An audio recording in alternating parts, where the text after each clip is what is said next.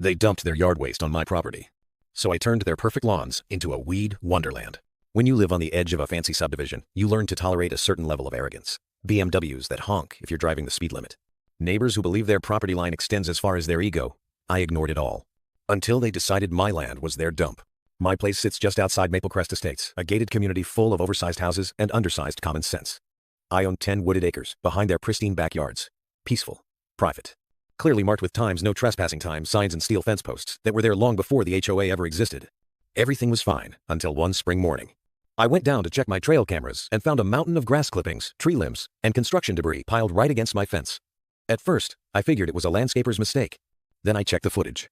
It wasn't a mistake. 3 different homeowners from Maplecrest had hired the same landscaping crew. Instead of hauling the waste to the county disposal site, they casually tossed it over the fence onto my land. I marched straight to the HOA president. Her name was Linda. Mid-40 seconds. Always in tennis gear. She spoke like every sentence was a press release. I showed her the video. She barely glanced at it before saying, "Well, technically that area is kind of a gray zone. Our landscapers assumed it was common ground." "Gray zone?" I said. "That's my land. You're dumping garbage on it." She smiled like she was explaining algebra to a toddler. "If it bothers you that much, we can send a crew to push it back a little farther." Push it back farther. Onto my property. I gave her 7 days to clean it up, or I'd handle it myself.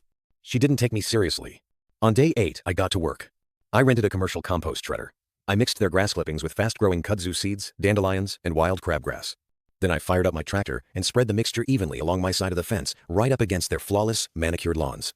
See, kudzu grows like it's on steroids. In warm weather, it can climb a foot a day. Once it takes hold, it's nearly impossible to stop. 2 weeks later, Maplecrest started looking less like a golf course and more like the Amazon. The HOA called me, furious. "Your weeds are invading our yards," Linda snapped. "Not my weeds," I said calmly. "They're growing in the same gray zone times you mentioned." A week later, I got a letter from their lawyer demanding I remove all invasive plants encroaching on HOA property. I replied with photos from the county assessor's map clearly showing that every inch of that overgrowth was on my land. Then I filed my own complaint with the county's Environmental Enforcement Division. Turns out, illegal dumping on private property is a very big deal.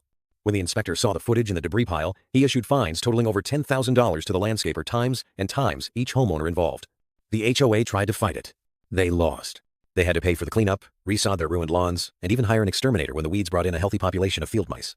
Meanwhile, my land had never looked better. The compost enriched the soil. The wild growth turned into a thick, living privacy wall.